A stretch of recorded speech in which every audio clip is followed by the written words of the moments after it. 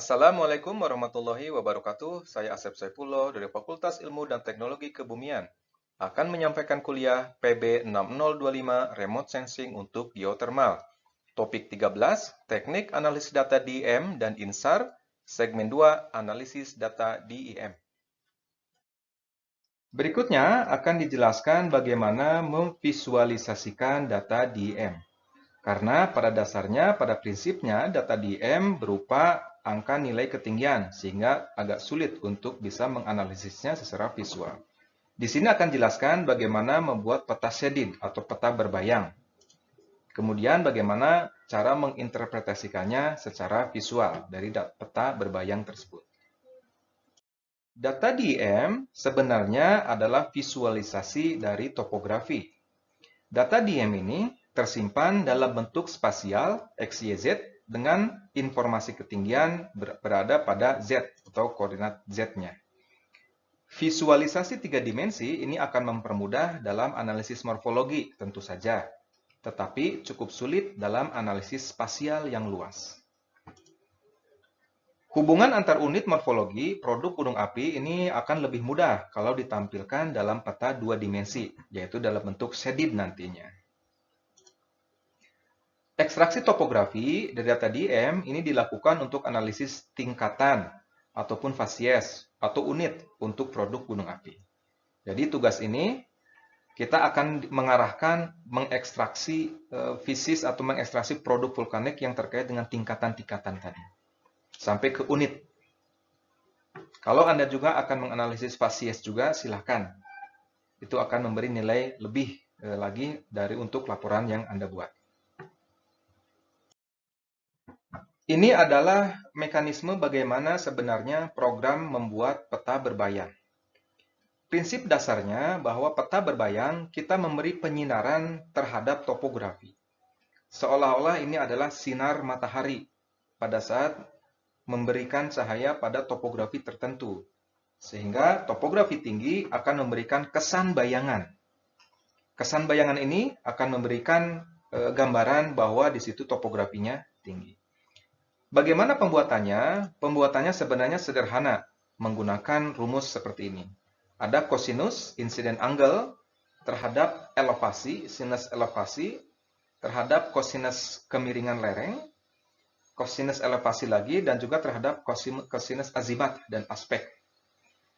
Nah, di sini ada istilah azimat. Azimat ini diambil dari arah utara. Jadi misalnya, ini arah utara, saya beri tanda begitu ya, arah utara peta. Nah, penentuan azimat ini artinya berapa derajat dari utara. Kalau dia ke arah utara, arah pencahayaannya, maka dia akan 0 derajat. Tapi begitu pencahayaannya beralih sekian derajat ke arah east, begitu ya, misalnya ini 225 east, maka pencahayaan diambil dari arah ini. Hanya di sini perlu diperhatikan ketinggiannya berapa atau elevasinya berapa. Nah, ininya disebut dengan elevasi. Jadi azimat itu arah dari utara, elevasi itu ketinggian dari arah penyinarannya. Yang tadi tugasnya adalah 40 derajat. Maka inilah 40 derajat dari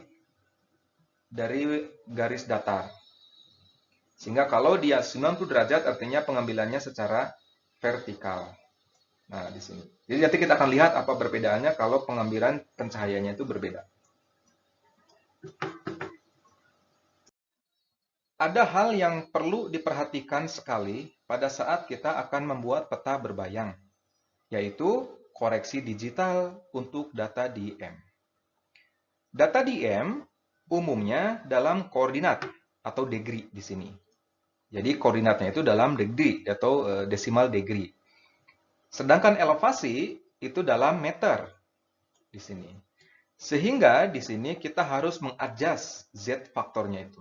Faktor elevasi yang tertera di dalam DEM. Misalnya, untuk di latitude 0, begitu, sampai dengan 10 ini, maka Z faktornya sebesar ini. Ya. Latitude 10 misalnya, maka Z faktornya seperti ini. Apa maksudnya? Maksudnya ini dikalikan dengan komponen Z dari data DEM kita. Jadi ini akan mendapatkan faktor koreksi yang benar sehingga peta berbayang kita akan menjadi sesuai atau semestinya. Karena tanpa melakukan koreksi ini, maka hasil dari peta bayangan kita itu tidak akan bagus. Artinya akan terlalu banyak bayangan karena Z faktornya tidak sesuai dengan X dan Y-nya, Y koordinatnya. Maka di sini perlu diperhatikan. Anda ada di latitude berapa? Maka gunakanlah Z faktor yang sebesar itu, yang ada di sini. Silakan nanti Anda gunakan. Demikian kuliah PB 6025 Remote Sensing untuk geothermal. Kita akan bertemu lagi di segmen selanjutnya. Terima kasih.